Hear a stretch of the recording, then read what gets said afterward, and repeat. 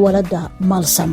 waana xawaalad degdeg iyo ammaano leh oo meel kastoo aad joogtaan eheladiina gaarsiinaysa lacagta aad u dirtaan ballanteennuna waa maalsam.c waa xawaalada maalsam meel kastoo aad joogtaan midigtiina maalsam ayaa taagan bulshada iyo ganacsiga barnaamijkeena maanta wuxuu ku saabsan yahay faalo uu qoray xuseen maxamed cabdulle uu ku magac dheer xuseen wadaad oo ah aqoon-yahan qora faalooyinka xuseen wadaad ayaa wuxuu qoray afkii hooye iyo dhulkii aabe sax miya mise taas oo ka abuurtay baraha bulshada falanqeyno tiro badan xuseen wadaad maanta wuxuu ku martay yahay barnaamijka arrimaha bulshada iyo ganacsiga ee raadiyo Soomaali weyn waxaan kugu soo dhaweynayaa barnaamijka xuseen أحمد هذا ما سنتهي رنتي فرحتي إنتهي رادي سومالوين مانتي برنامج عن إسلاهي ومضيه إن كهذا إن اللي وعد جنتان مانتي إن كهذا أديت حسين محاكو كلفي إن قضب كان قرطو أفكي هوية يدولكي آبه سحمية مسا وحياوه يكو كلفي محيهن حسين هذا ما سنتهي أستاذ أحمد runtii waxaan isleeyahay waa su'aal mudan in maxaa laga jawaabo mararka qaarkood waxaad arkaysaa bulshada Soomaaliyeed dhexdeeda ama bulshooyinka adduunka markaad ka hadashaba waxaad arkaysaa waxyaabo badan oo waxyaabo dadka isla yaqaanaan oo si guud loo qaatay kuwaasoo noqon karaan qaarkood wax sax ah qaar qaladan intaba noqon karaan sida markaad u fiirsataan Soomaalidu waxay tiraahdaa Soomaali been waa sheegtaa laakiin been ma mahmahdo laakiin mahmahyada qaarkood yaa waxaad ku arkaysaa waxyaabo qaldan marka waxaan ka hadlayno waa halku dhig ummadda Soomaaliyeed iyo ummado badan bay aaminsan yihiin in la yiraahdo afka hooyo iyo dhulkii hooyo labadaba marka waxaan isleeyahay haddii aan dhaho su'aalan soo jeediyay aan baraha bulshada aan ku qoray aan wax kala raacsanayn yaa waxay ahayd haddii aan dhaho afkii hooyo iyo dhulkii aabe sax miyaa mise waxa soo baxay sida aad arkaysaanba ruduud afcaal ama falcelin badan ka timid taasoo ah qaarkood isleedahay dadka qaarkood إن بورنس يمنشار يبانجد إن سوق عتين اللي ينبع وذات كشي حسين ما هو حب الله بهدنه إنكرام هو كارنتي هو إذا إله ضد داس كتي من سؤال شكلية عن قري أهيت هذا كان لا استعماله صح هنشيسة أو واحد بدل الإسكوي دين كرو يا وحي يكلفتنا مقال التفصيل أنا سيقرأ مركز دمبي سيان سيجا بريء لو أركتي ضد كجود بنا أنا وقصة أبسن كارنتي هو إذا إنكراي لكن والسؤال لو بهي الإسويديو afka waxa la yiraahdaa waa afkii hooyo sababta loo dhahayo waxay tahay wax mandiq ah oo adduunyada la isla aqoonsan tahay afkii inuu yahay afkii hooyo laakiin meesha muxuu shakiga oo ka imaanaya waxay noqonaysaa dhulkay noqonaysaa dhul afka waxa marqaati waa ummadahoo dhan markaad fiirisaan adduunyada oo dhanba ama taariikhaha aad fiirisaan waxaad arkaysaa ilmaha canuga markuu dhasho waxa hadal baro oo hadaaq baro oo barbaariyo waa hooyada aabaha doorka oo ku leeyahay aad u yartahay marka taas waxaad arkaysaa marka aabihii hadaanu rol muhiim ah aanu ku lahayn muxuu ahay barbaarintii canuga hadal baridiisa iyo la joogidiisa maadaama hooyadu u badan yahay iyada hadalkii iyo hadaaqay barayso taas waxay keenaysaa in la yiraahdo afkii hooyo in la yiraahdo waxa soo haray marka aabaha sidiisaba adduunyada waxa la yiraahdo afaf badan lagu kala macneeyaa waxa la yiraahdo wadankan motherland mother muxuu ahay toon marka waxa lagu macneeyaa waxyaabo badan marka meesha su'aasha ka imaanaysa waxay noqonaysaa dhulka inaan dhahno dhulka ma waxa iska leh oo loo nisbeeyaa aabaha loo nisbeeyna mas asayna hooyada loo nisbeeyna waa su'aasha u baahan ma ogtahay in la fasiro cilmi baaris xoog la u baahan runtii taasaan islaahay inay tahay waxyaabaha ay u kalifay waata markii aad qortay marka oo aad dadkii falcelin ay ka suubiyeen sidee kula soo gudboonaato maxaa isdhehaysaa marka in oo dadkii ra'yi maxaa kaaga soo baxay waxa iga soo baxay dadka wax soo qoray 90% waxay ahayn dad u heelinayo leh dhulkii waa dhulkii hooyo afkin waa afkii hooyo labadaba kuwaas ku doodada tahay lama huraan in hooyada tahay midda salka u ah ubadka midda muxuu taranka salka u ah yeesalka dhigayeen runtii wax badan oo garaaba laftooda oo waa garan karaa in hooyada muhiimadda ay leedahay rasuulka sallallahu alayhi wasallam inuu yiri ummak maqaalkan ku xusaa moogtahay muhiimadda iyo xadiiska laftiisa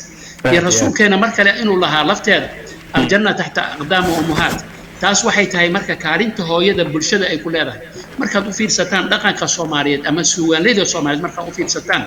wax badan ay ka qoreen ay ka dhaheen hooyada iyo markaad adduunyada guud ahaan u fiirsataba hooyada aad looga hadlaa sida badan aabaha aad loogama hadlo waxaan isleeyahay waa mudan tahay hooyada markastaba in aabaha laga hormariyo waxaad arkaysaa adiga waxaa taagan tahay marka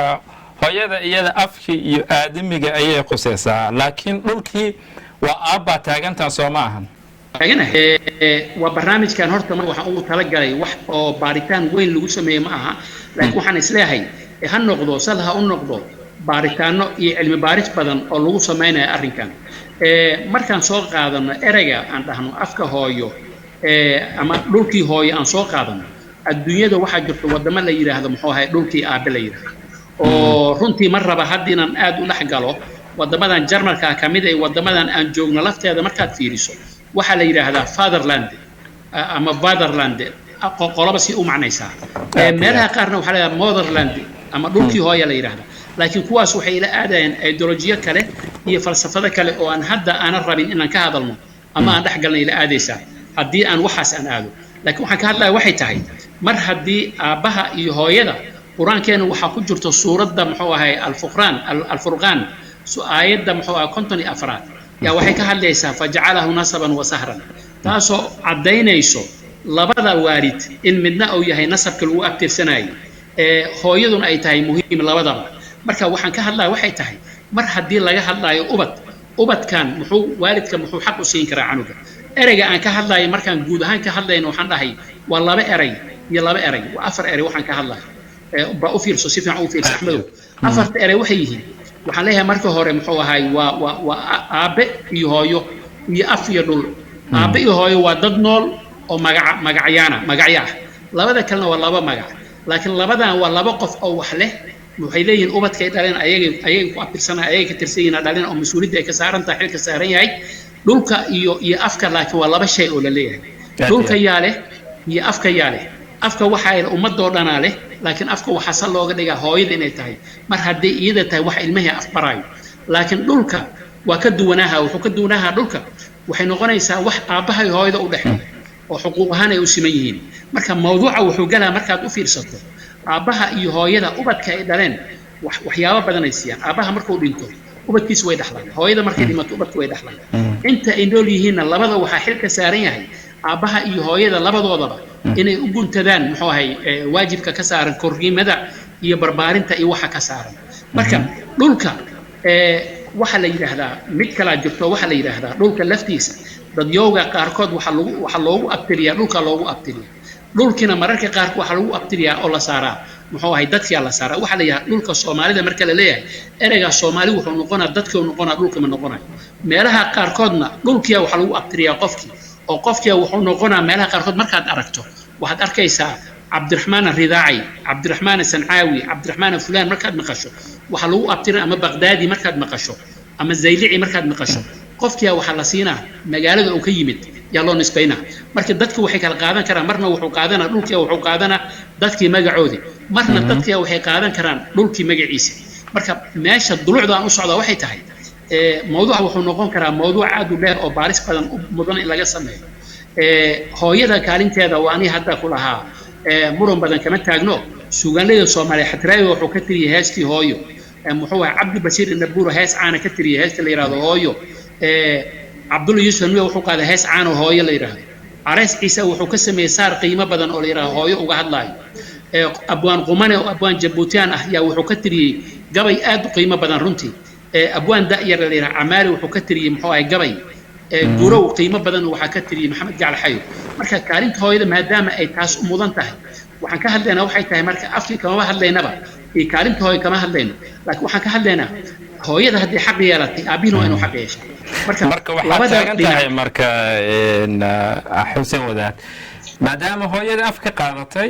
dhulkana dhulkii hooyayaa la dhihina hala yiraahdo dhulkii aabbo sidaas taaganta Soomaan Xuseen go'aan ma aha laakiin waxaan qabaa waxay tahay in mawduucaas laga furo muxuu ahay dood iyo cilmi baaris laga furo oo matalan waxaan rabaa inaan meel yar ka tusiyo Axmedow dhulka waxaad arkaysaa Cabdurrahman Taraawila wuxuu yiri salaxa iyo suleeqadaad qabtiyo soohdinta iyo diinta afartu waa isii ma leh iyo igula saaxiibi waxaad arkaysaa dhulka iyo diinta iyo waxaasoo dhan ay yihiin wax asli ah oo qofka aanu bixin karin muxuu ahay abwaan muxuu ahay ninka la yidhaahdo allah u naxariistay xuseen sheekh axmed kadareen waa kii lahaa dhulku dadka waa u dhaxays dhiishaasee ninba meel dhigtaa marka waxaan ka hadlaa waxay tahay dhulka inuu noqdo wax la wada leeyahay dhulka markaad u fiirsato waxaa xil ka saaran yahay dadka ku nool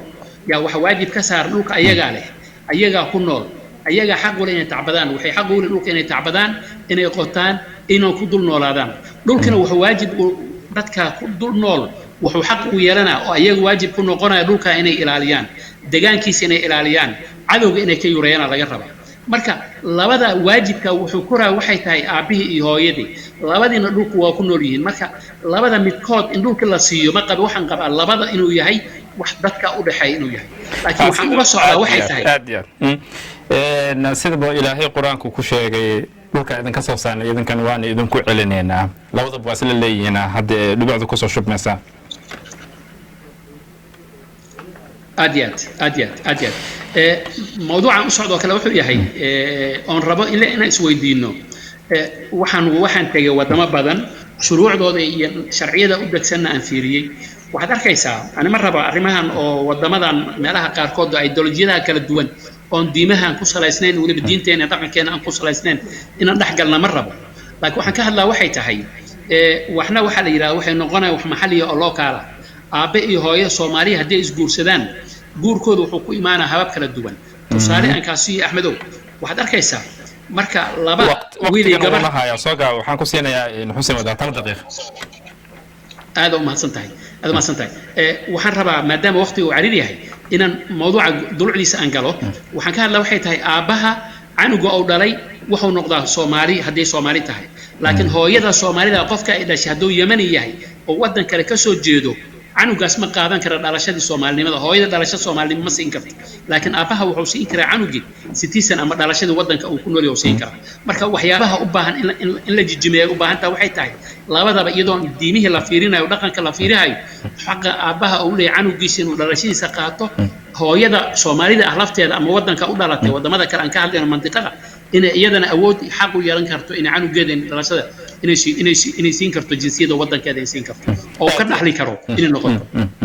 taasaan rabaa inaan ku soo koobo xuseen wadaad aadan kaaga mahad celinayaa barnaamijkan aad iga qayb gashato aad u mahadsantahay Axmed